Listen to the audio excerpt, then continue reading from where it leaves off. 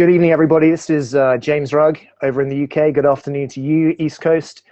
I'm so proud to be hosting my friends again, Dan Meadows and Eric Lambert today.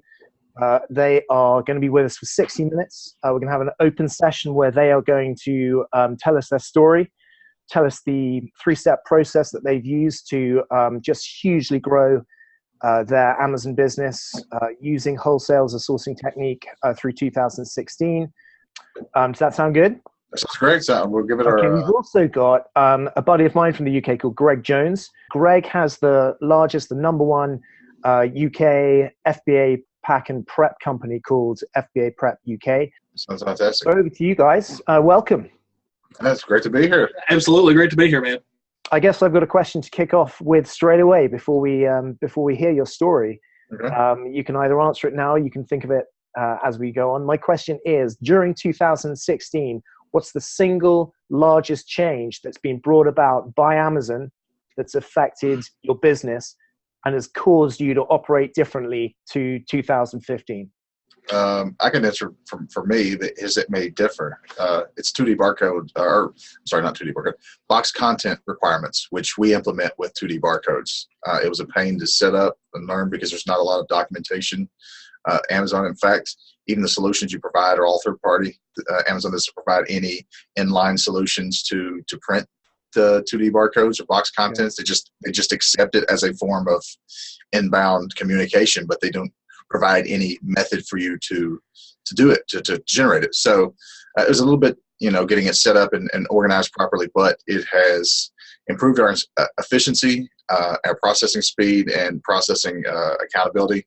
And then also it's improved Amazon's receiving times, because that was one of the reasons that they, pitched 2D barcodes initially as an option, and then box contents became mandatory. So that's definitely for us. I mean, that was for me. Like that, that was a project that Eric really worked on inside of our business, was getting us number one compliant with that box contents, and in installing our 2D system that we're using to operate right now. On the supply side, which is more the side I tend to deal with, the big change has been brand restrictions, and even brand restrictions first off are a blessing for our business, and it's been it's been really awesome. But there's been hiccups in navigating it. It's not, Amazon doesn't tell you the exact information they need, so we had to go through several of those where we submitted our letter of authorization. It didn't have the information they wanted. Continue to do that until we got a template that worked. So that was a bit of a painstaking process initially, but now it's super smooth and easy to navigate. And we've had I think it's going to be more beneficial going forward as these vendors gain control over their listings and are able to start limiting the amount of sellers that are able to sell on those listings. But what it did, it helped us to implement this. It required workstations. So we moved a lot of our stuff that was being handled or documented from pen and paper to digital, which needed to be done anyway. So what it did is it caused us to evolve a lot of our processes, because each individual workstation for our prepping required 2D barcodes to be able to be printed, so everybody wasn't running to the same spot. So each person, we set up some touchscreen computers. They all have barcode scanners, 2D barcode scanners, in fact, and a barcode printer and all that right there. So it's really helped improve us, and it's just something that sorted out over. It probably took about 6 months. I mean, not dedicated. I'm sorry, 6 weeks. Not a dedicated time, but just trial and error to make sure that, because I knew the compliance deadline was coming up on November 1, and I think I actually got it operational by about October 20th or so. Okay, forgive me. I'm not selling myself. Is this now a standard that everybody is adhering to in the industry? Does everybody have to have this in place? So yes, they do have to report box contents on some level. Some people are doing it. If you've got small shipments, they've got a really good web form. Like, it's a really intuitive, really interactive. Up to 10 boxes, it's pretty easy, plug and play, fill it out. Above that, you have to do a spreadsheet feed. I don't like doing those. So that was one of the reasons too. that we never tried to implement that, because I find that teaching that, I don't like doing it, and teaching my employees to have to do it. I just felt like there, just more opportunities to fail. So there's a lot of interaction in that. I mean, you have to compile information from your different processors to be able to upload that spreadsheet. So it presents a huge opportunity for error as well. Okay. Hey, Dan and Eric, why don't you kick off and just give us a base for the next 50 minutes that we're going to be together. Okay, yeah, it started off retail arbitrage. And for people that don't know, it's just we went into retail sources, bought products that were in high demand and sold them for above retail, or bought products that were being clearanced out of the stores. So we got a very low cost of goods and sold it for a profit margin on Amazon. So did that for about 2.5 years, Stan and I. Then tried this little wholesale adventure July of 2014. And spent about, I think that first month of wholesale, we spent about $4,000 as all we could spend. And we had more money allotted for it. We just didn't know what we're doing. I mean, we were trying to buy more, just, it wasn't very successful. But we could see as we continued to get approved and continue to build accounts that this was where we wanted to head. So we finished up 2014 with retail arbitrage and supplementing with wholesale. January 2015, we, went full on wholesale, just, hired a couple employees. January 1, 2015, it's 100% wholesale focused. Did $3.9 million in Amazon sales in 2015. Wrapped up last year just shy of $7 million. So we built in 2015. Yeah, 2015, the 6 months of $4,000, $4,000, somewhere in that range. Over that 6 months, we started acquiring more accounts, and that's the thing about the wholesale model is it's replenishable. That's what we loved about it. Like once you get these accounts established, you continue to build SKUs on top of each other. So the growth becomes like this, because you're like with retail arbitrage, you may not find the same product again. You can't just go back to the same store, pick up the product again over and over and over. But that's what wholesale offers. It offers you the ability to continually restock. So you're building this basically an investment portfolio that's just accruing over time. And that's why it goes from the $4,000 all the way up to last year to just short of $7 million. So. Yeah, we can't thank you enough for being on with us today. Greg, we'd love to hear a brief introduction of you and your business on this side of the pond. Okay, thanks for having me on, guys. I own and run FBA Prep UK. Have done for 2.5 years, and we're one of the oldest prep business in the UK, if not the oldest now. 2.5 years, yeah. And you've a number of US clients using you not just into the UK, but also into the rest of Europe now. Not everyone uses us as a prep business. Some, quite a few, use us as a stop-off point. So instead of sending their goods directly to Amazon, they send it to us so customs can be cleared, and it's a nice, easy landing place. We do a number of things for them. We can either inspect it to make sure that it's arrived into the UK without any damage, or just forward the box straight on into Amazon if it's already been labelled. Or of course we can offer full prep and ship facilities. Because Amazon have changed their rules, Amazon will no longer be importer on record, and also obviously all the duties need to be paid before Amazon will accept delivery. Yeah. And that just adds another level of complexity into importing them in. So it's just easy. And these guys will tell you any level of complexity that comes in is actually a good level of complexity. If there's a way to get it done, anything that makes competition harder and causes for fewer people to be willing to grind it out, the better. Right? Can I take it back to you, Eric and Dan, and you can give us some of that? Yeah, sure. I mean, it seems that if Dan and I had to do it over again, there weren't a lot of resources out there when we began, or if there were, we were ignorant to them.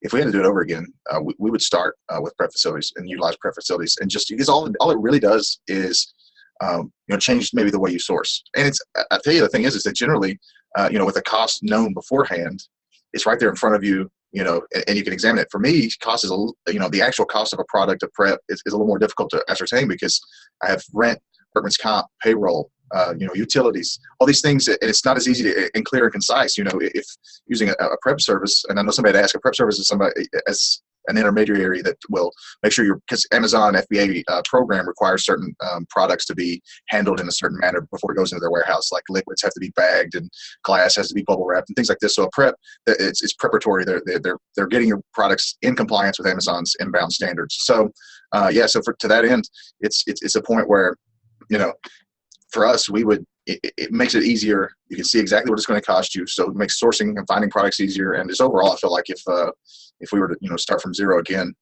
we would 100% use a prep facility. But I mean, there's a lot that goes into managing a warehouse. Like it's beyond just the cost. Like managing employees. Like if if you have people that are missing days and stuff like that, like it really can throw your business off. And just there's just a lot that goes into it. So I feel like a prep center actually helps quite a bit. How did you know back a couple of years ago that you had $4,000 in wholesale to begin with? How did you know that actually it was a no-brainer? You had to go this way, and that this was the route you were gonna choose? Oh, we didn't.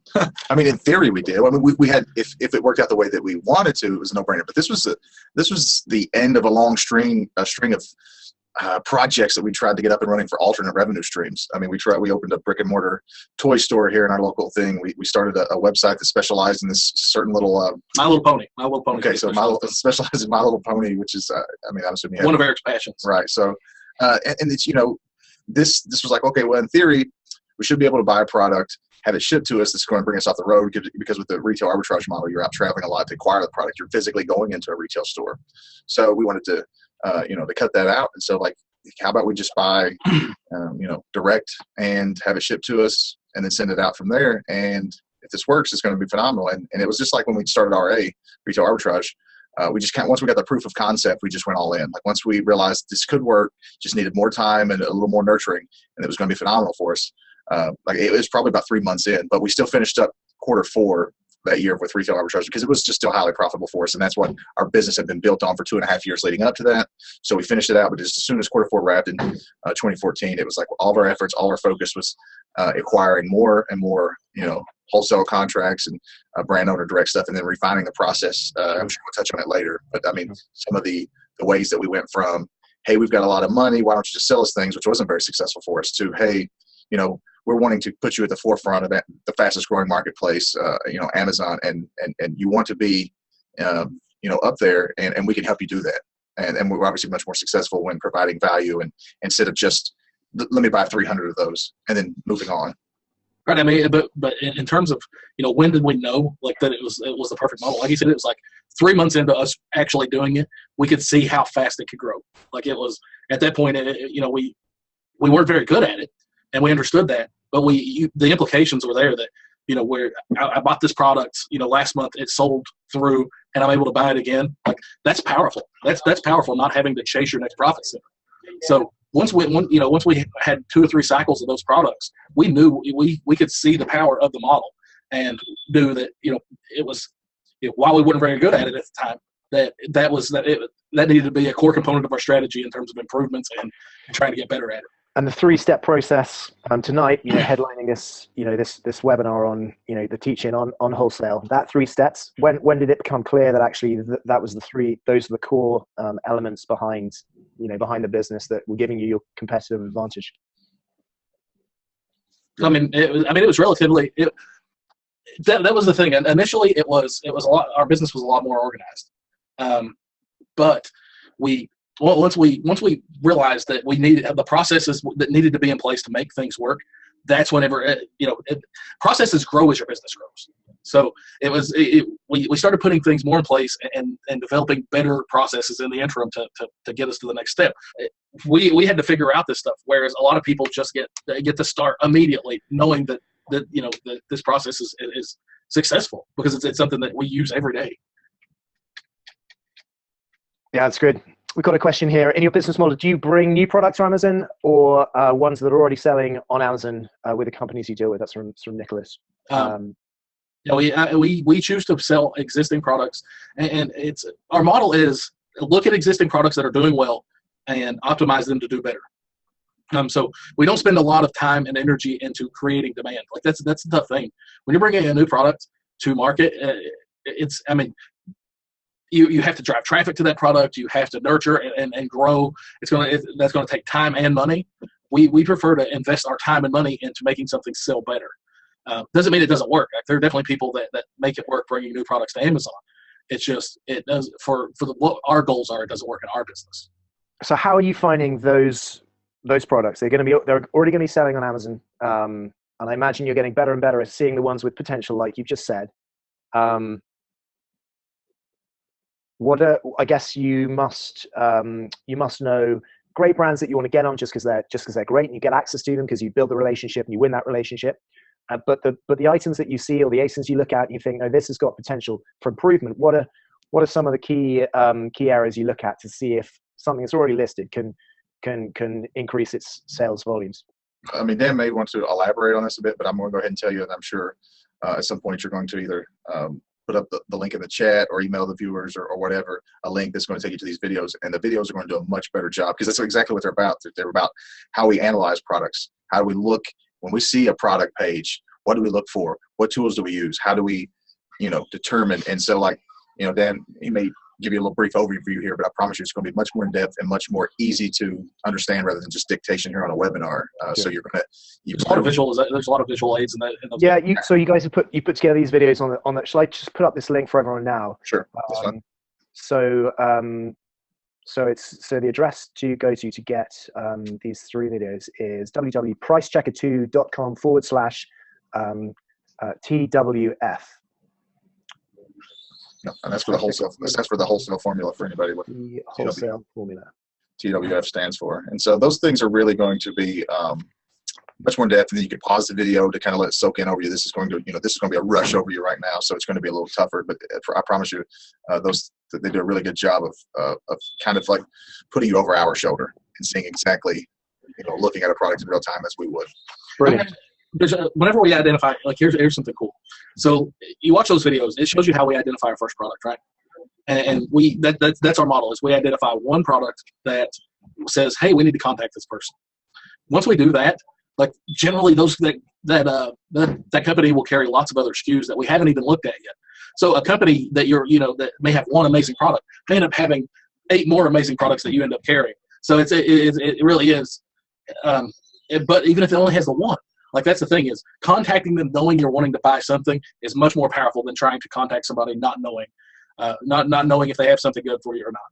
So I really whenever we moved into we've evolved through the various models and forms of wholesale, and whenever we started focusing on this one, that's when we saw explosive growth. To be perfectly honest, I mean it was light and day in our business versus the other forms that we did. Like we obviously tried to do. We obviously tried wholesale trade shows. We obviously tried contacting giant distributors. So Sparkles, it's a question. Sparkles has asked, how do you find the large wholesale suppliers? We don't. Yeah, most of our products are niche. So this is what you used to trade shows, used to hit the lists. Right. I mean, the companies that we work with now are super small. I mean, for the most part, small to mid-level companies. And we don't deal with just general wholesalers. We deal with brand owners that have a vested interest in their product doing well. Like that's the thing is if you're dealing with a distributor, like the only differentiator between me and James, like if you were a competitor, would be the size of our order, right? Like distributors have one goal in mind, and it's to sell units. So effectively, if James is able to outspend me, he's a better customer. He's a better customer than me, and he's going to get more advantages. We realized early on that we can never win that fight. Like you're just never going to win that fight. There's always somebody bigger and better, with deeper pockets out there. It's just not a fight you can win. So it's how can we change? At that point, it's about changing the rules of the game, right?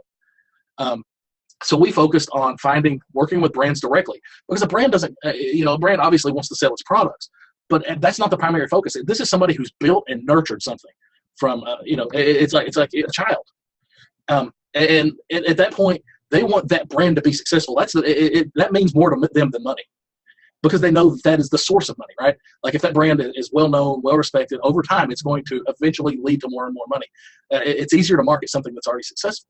So whenever we changed mindsets to there, and we were able to start focusing on how can we help brands perform better in the marketplace, that's whenever that evened the game, that evened out, the advantages other people had. In fact, it gave us an advantage because a lot of the times, go look at a listing on Amazon.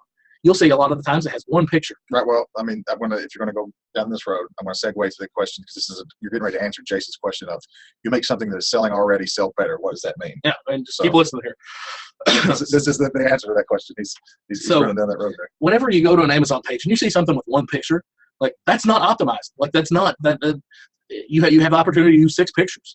If you have less than 6 pictures, you're not optimized to sell. If you have bland pictures, you have to put one picture where it's Eric can give you the specs on. I mean, I don't even know it, but that's the standard. That's the one picture you have to have from Amazon. Other pictures can be lifestyle shots that actually inspire people to want to make a purchase. So if a product's doesn't have those pictures, it's not optimized. Like if you read the bullets of a product and it's just like I look at this pen and it just says black ink pen. Like that's not selling this product. That's not something that's going to inspire somebody to want to purchase. See, generally the companies that we contact don't sell on Amazon themselves. Okay. I mean, though if they do sell on Amazon and they're doing a terrible job, we tell them that they're doing a terrible job and we can help them. Because even the majority that do are merchant fulfilling. Right. The FBA program, Fulfillment by Amazon program, supersedes that. It overrides it, gives preferential treatment to the buy box. It's a better customer experience. And these are the things where they're not really even competitive. I mean, if I were to sell their product as an FBA seller and they're merchant fulfilling, I'm going to get 10 to 1 of their sales in all likelihood. And for what it's worth, I mean, and here's you have to realize the business. Certain relationships aren't going to work, right? Like I'm not interested in setting up partnerships with somebody whose end goal is to be a retailer. Like I like working with brands that have a vision of being a multi-channel international brand. Like their goal is to market their brand to brick and mortar, to big box, to things like that, and grow. We want to grow. First off, we want a brand that has vision to grow, and secondly, we want to be able to help them in that growth. So, I mean, that's why I don't approach private label sellers to try to sell the product because they build it with the Amazon channel being their end game in mind in general. And I'm not going to be able to help them. I mean, that's the thing is I'm not going to be able to help them because they rely on that income as opposed to they're not trying to build their brand outside of that channel. So, but as far as that, like whenever a lot of that sounds really easy, right? Like changing a picture, changing the description, like adding stuff to it. But here's the bottom line. Like if you got 85% of the listings you go to on Amazon.com are bad. They are unoptimized and generally aren't made to be sold properly, right? So you have to ask yourself, why isn't everybody doing this? Well, here's the thing. All of them have the opportunity to. It's not rocket science. But if I go to a listing and it has 1 picture and it has 8 sellers, guess how many of those sellers told that brand that they needed more pictures? 0. Nice. That's the thing. You don't have to be, and you don't have to bill yourself as being performing duties that they couldn't perform. Like when we talk to brands, we tend to explain how Amazon works. We tend to explain the strategies that we're utilizing to help them and why it's going to help them. And that's why they need us as a partner. That's the thing is it's an open line of communication. I've got a question here from Israel saying, how come you guys are happy creating competitors, to you in the marketplace through the Wholesale Formula program? I imagine it's because you've just told us 85% of the listings on Amazon. How many items is that going to be? I suppose millions and millions. Is that it's probably nearly 400 million items have got crap listings. Right, that's just what's on marketplace now. Like, hundreds of thousands of products are getting added to their catalog week over week, and these need sellers. They need representation. They need. It's just. I mean, we're very proud of our numbers. $7 million. We're very proud of them. But in the grand scheme of Amazon revenue, it doesn't. It doesn't even. We're not in. We're not even a drop in a bucket. Like not even a drop. Here's the thing. If you look at Amazon, it does over $100 billion. Well over $100 billion. If collectively the people in our group raise their sales $100 million, that's less than 1%. And here's the thing, and we've learned this. Whenever it was funny. Before we started into wholesale, and how we got started into wholesale is by talking to people about ideas. Before that, like me and Eric didn't post online. We kept to ourselves, and we did little tiny numbers. After we started talking to people and sharing information, we learn from our group too. That's the thing. We learn from our group. We share what we learn, and collectively, we all get better. I mean, I've got quite an ego and God complex, so to speak, but even I'm not delusional enough to believe that I can make any significant impact on Amazon Marketplace with my little teachings and things of that nature. So I've just opened up your first vid, the reverse sourcing technique. That's the first video. That is a technique that you guys, I don't know if you trademarked it, but you certainly brought it to our attention, this last year. That as a technique, I guess, why would you give that away? Give it away because you have just no issues with there not being enough business for you to do. That's the first video. How core an element in finding items today is that for you? Well, it's a complete game changer. And the reason we call it reverse sourcing is that it's reverse in that it turns typical wholesaling on its head, like Dan alluded to earlier. Going to distributors, trade shows, etc., and then you get the products from there. Was the general consensus on how to wholesale. Well, we reversed the method and decided we're going to find the product first that we want to sell, because the platform, Amazon as a platform, will tell you, if you extract the data, how many you can expect to sell this product per month. I mean, it gives you all the information right there. Literally, the only piece missing is cost of goods, your price.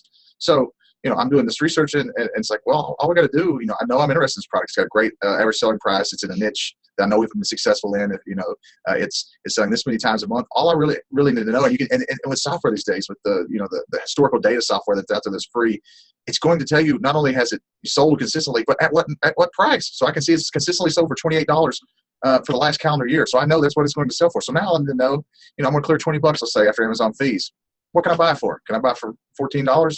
Great. This is a product I'm going to be looking forward to. So that's where the reverse part of it comes in for us, and it's integral. I mean, it's what changed everything for us. And even though taking a step back, it seems very intuitive, it's just something that until it lined up, and then it was a game changer. Other people may have been doing it. I mean, I had no idea. I'll say this: I'd never seen anybody talking about it, and it was just a complete. It's like you said, it sounds super easy. But whenever we started doing it, we saw. We saw huge growth from it. Can I ask you guys, awesome, thanks. Those videos, www.pricejacket2.com/TWF, the wholesale formula. Can I ask a couple of questions to you? In terms of the brand restrictions, can you give any advice on how to acquire brand restriction compliance? How do we, rather than, we're not talking about getting ungated in categories here. I think this is to do with being given permission to sell the brands that the restrictions have come on in the last 6 months. I mean, this is for us. Whenever we started seeing this become because first off, it was just like huge brands that didn't matter to us. Because I'm never going to be a key retailer of Nike shoes. I mean, it's just not going to happen. I can't make a difference with their products. Same true with like Hasbro, Disney. I'm never going to be a good partner for them. So whenever we started seeing it come down on a few of our products, like it was frustrating at first. Like it was frustrating because we had to learn how to do the process, but it was super exciting because that makes sure that these products stay good for a longer period of time. Like now, whenever somebody comes to these products, they have to get permission to sell that product, which means that the owner has that company has a bigger reason to vet them, right? Like, are you going to be possibly adding to this listing? No, all right, I'm not going to give you permission to sell it. Like that makes this significantly better for people who are trying to add values to the company that they're working with. But as far as going through the process, it's simple. I mean, you can get a letter of authorization from the company, and you can be approved that way, or you get 3 invoices with commercial quantities from that company. And there's some nuances to it, like number of units. It has to be dated. It has to have their address, their company address, their email address. Like there's a lot of things that have to be on there, but it's not. Most standard invoices have those things. Whenever you get to write the letter of authorization, one tricky part is they don't care about your Amazon name. They care about the name that you have registered with Amazon. So like, our LLC is not the same as our Amazon store name. So at first we were filling it out as our Amazon store name and it kept getting rejected. I was like, why are we getting rejected? And finally, one of the Amazon reps told us that it didn't say the name that was registered with registered with Amazon. So it's like, oh yeah, of course, they're wanting our LLC. So it's super simple. I mean, you basically just saying that company gives you permission to sell their products on Amazon. Awesome. Another one here from Malik is having tough price competition from Amazon being the seller. Is it good to compete with Amazon? I just don't do it. Like ever. 0. You do not compete with Amazon. If they're on the list, forget it. Right. I mean, as far as, and if they, like it's happened like three or four times, I think, maybe, if that much, where we were carrying a product and Amazon showed up And we contact the vendors, and that's the thing we're going to ask them is like, is this going to be a long-term thing? Like, did you know you were selling to Amazon? And shockingly enough, like we've actually got the response like, no, I had no idea. I have no idea how they got our product. Like we're actually looking into it right now. We're going to solve this issue. So, and they ended up, Amazon, never came back on the product. But I mean, we don't compete with them. They're rough. How often are you meeting folk, brand owners who have previously given their product to Amazon and will never do so again? A lot. It's often. It's nearly as often as the initial. We don't need any more Amazon sellers. It's nearly 1-to-1 ratio of just miserable experience. Those guys are awful to deal with. It's painstaking. It's terrible. You can't get paid. I mean, it's just the hoops you have to jump through. Apparently, is very very tedious. Yeah, absolutely. I mean, some people are so ingrained into their, we only sell to brick and mortar stores, and we explain to them that you don't, as far as that, you can have a subpar vendor representing your product online and influencing your customer experience, or you can have somebody who knows how to positively affect customers and make sure that the right customers see your product.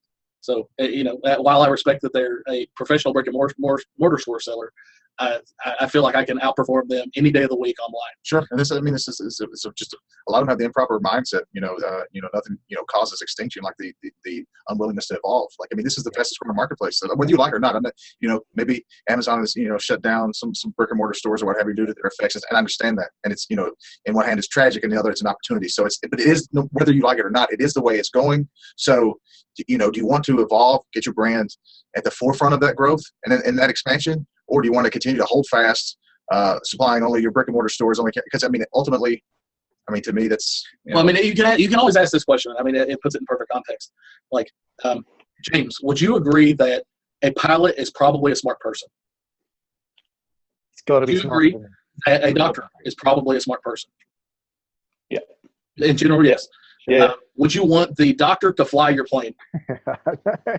Would you want the pilot to do heart surgery on you?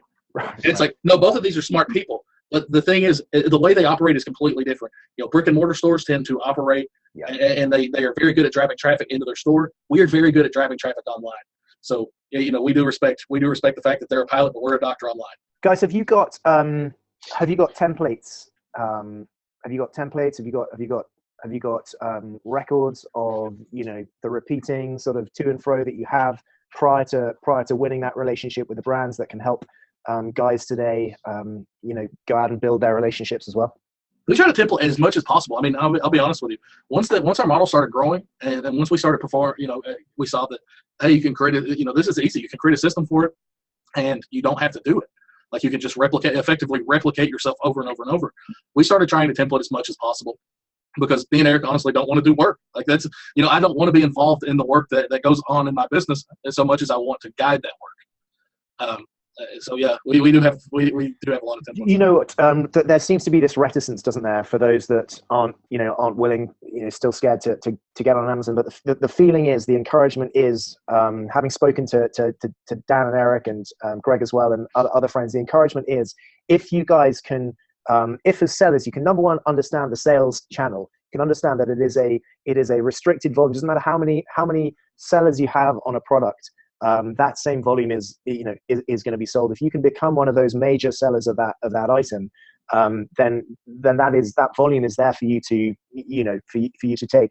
But the single greatest thing that will bring down the barrier to a brand owner of letting other people have access to their precious goods is this value proposition. It's letting them know that you understand their business, what they're trying to do, that it's in your business, in your best business interests to protect that brand, to figure out as quick as you can what that brand owner is trying to do and look to assimilate that. That's the quickest way to build relationship, right, guys? Yeah, I mean, we want to build a long-term symbiotic relationship. Symbiosis, that's it. Yeah, I mean, because we don't want. The people that are just trying to get as many orders are in a cash grab for today. They're not trying to sustain, a business and a relationship and a partnership over time. And so that's exactly the mentality and the mindset we go for is, making it, mutually beneficial for a long period of time. That way, we get this established, and then it works out too. I mean, when you working with these people, I know that some people are probably asking about exclusives and that's something we don't breach that subject. We don't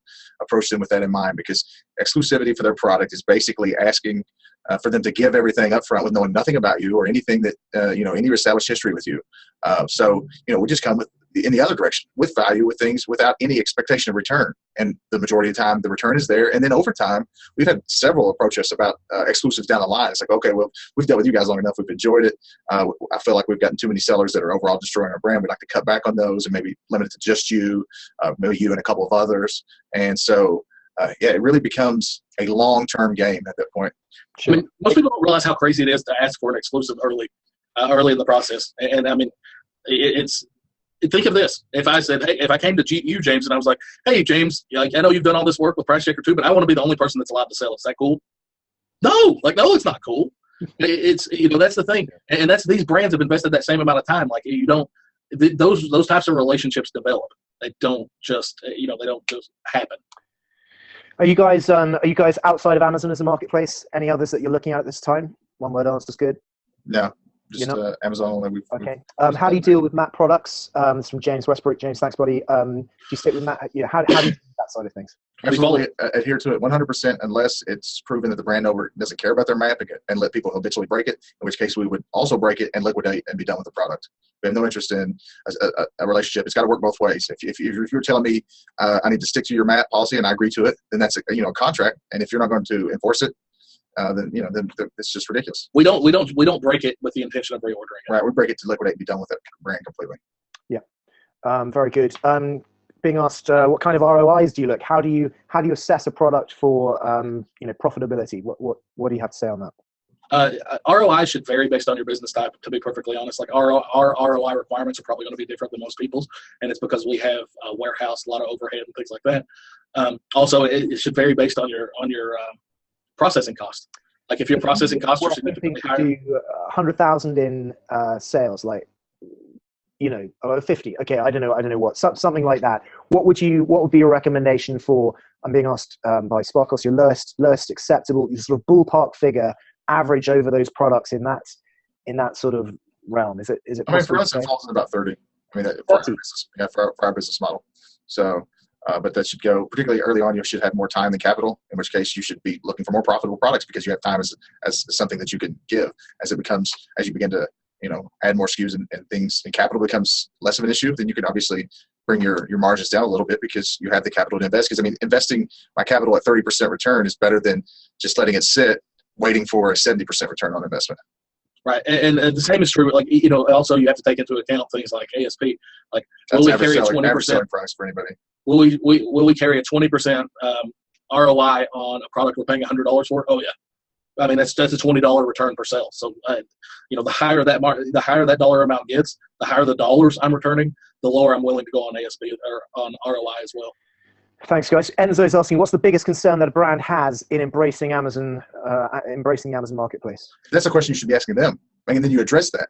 I mean, that's exactly the point. What are your pain points? Why are you apprehensive? Why do you not? Why are the Amazon sellers you've experienced unscrupulous? Why? That's the perfect question, not to ask me, to ask them, because it's going to vary to them. And those are the things that you're going to address to gain that, garner that trust and start building that relationship. Very good. What would you recommend you have on your own website when brand is looking for evidence of your, of your physical store, which you may or may not have? Let's say you don't have that, but you do have your own site. What's a quality site you need to have on it? I mean, it can be super simple. Like it's your, what you do. Clarify what you do. Give them examples of how you can help them. What is your company mission statement? And basically any professional information you would want them to know. If you spend some time sourcing on Amazon at all, doing some reverse sourcing and looking around, you'll see some of these major online Amazon sellers over on a lot of listings because they're very large sellers. And if you Google the name of that company, you'll see their version of it, and they're usually phenomenal. That's a great. Netroast.com is a great one. Netroast.com. Yep. Etails.com, avalancheind.com, and big-fly.com are all. No. It's is it netroast.com, Dan? Yeah. Okay, netroast.com. Yeah. And so those are going to give you a good idea of how they present themselves, and just emulate that. And to the best of your ability, also bear in mind that these are $100 million Right. And companies. You're not going to be trying frustration to for your packaging. You're not going to be able to offer some things that I'm sure that they subscribe and say. There's a lot of advantages they have, but don't worry what you can't do. And that's the thing too is, okay, so what do you have over these people? They have hundreds and hundreds and hundreds of clients or whatever. You might be one of only 5 of theirs. You're going to be able to handle their needs on a more intimate basis. So that's something you have that they can't offer. These are the kind of things you have to start, looking at. Oh yeah, you let me call a company, and I can sell small any day of the week. And it's like let's say that I call somebody that's dealing with details, and they're like, why would I do business with you? We're already working with this company. They do hundreds of millions of dollars in sales a year, and it's like, yep, to those guys, you're just a number. Like at the end of the day, you're just another number, another part of their machine. To us, you're one of the first 5 companies that we're doing business with.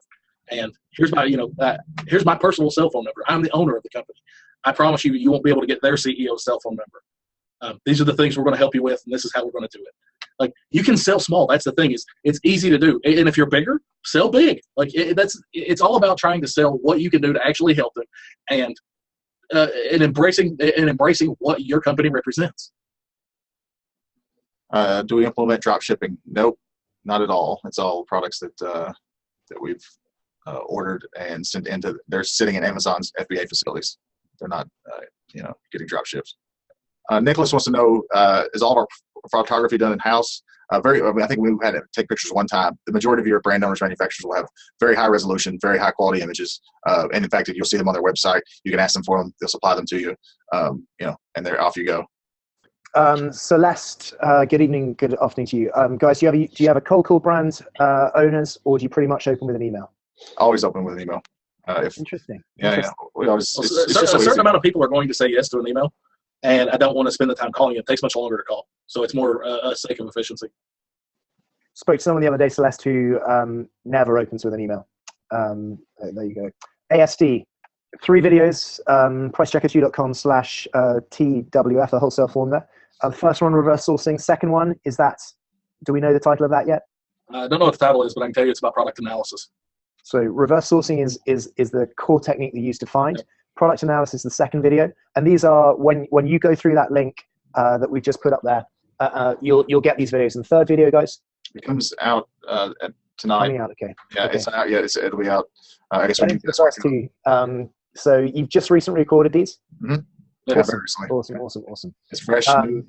It's a lot of it has to do with product selection, and particularly if you come from retail arbitrage, and it is, that obviously selling a Hasbro product or a Nike product or something like that is awesome in retail arbitrage land. It's just never going to happen in wholesale. It's just not going to happen. You're never going to be able to make an impact on those products and those companies, and they're not great partners for you. So adjusting your mindset to be more small to mid business conscious is difficult at first, and people struggle with it. Okay. Do you advertise directly through the Amazon advertising campaigns? And if so, what percentage do you allocate towards a product? I'm sorry to say that's probably PPC, yeah. We do it occasionally. I mean, we offer it to our vendors, and oftentimes, if we do, they'll offer us a subsidy for that promotion, promoting their product for a free product or an extra discount, because obviously there's fees and pricing incurred by doing that. But so that would depend. Like, I mean, I don't have a set number that I'll dedicate to it. So it's on a per case basis. I certainly almost always offer it. If I really think it needs it, the product may not need it. I mean, the product may be, selling well, and I really feel like just the touch-ups on the, the details of the pictures will be enough. But if a product's really in dire straits, then we may. We'll approach them about it. Yeah. How many products do we have listed? I think we have about 600 listed. How many poly bags did you use last year, guys? A little over 250,000, or just short of 214,000. Okay, just short of 214,000 poly bags. Yeah. And how many companies do you work with? How many companies are we currently sourcing from for those 600 products? Probably 200. Okay. So it looks like we're averaging about 3 and 3.5 SKUs. In the ballpark. I mean, right, it could be sure. 175 to 240. Yeah. Enzo, great question. Are you product category agnostic, or do you tend to specialize in the category segment of products? At this point, we're agnostic, but we advise people starting out, if you can start in something you either are passionate about or at least knowledgeable in, it's going to make contacting that brand owner easier and to get along better, because you're going to have common ground. You're going to speak the lingo, so to speak. You're going to understand each other a bit better than just, cold calling up something that you have no idea about, not necessarily even their product, just the space in general. Like, I mean, if I called a hunting company, for instance, even though I'm from Kentucky and sound like maybe a hunter, I don't hunt anything. So it wouldn't do us any good for, I know what a gun is and some bow and arrows, but this, that's probably about as far as I'm going to get there. Right. I mean, it does make it easier knowing the product. Like if whenever I call hair care companies, I'm super comfortable with it because, my luscious mane. But, Me too, huh? Right. But no, I mean, it's easier to talk about things, And you, Greg. Spot the odd one out. Oh, look at him. Oh, God. Next question. Come on. Let's see what we got here. Is there much, Dan kind of alluded to this. Is there much room for becoming a toy reseller on Amazon via wholesale, or is the market becoming too much saturated? It's not necessarily saturated. Toys is a very marketing-driven category.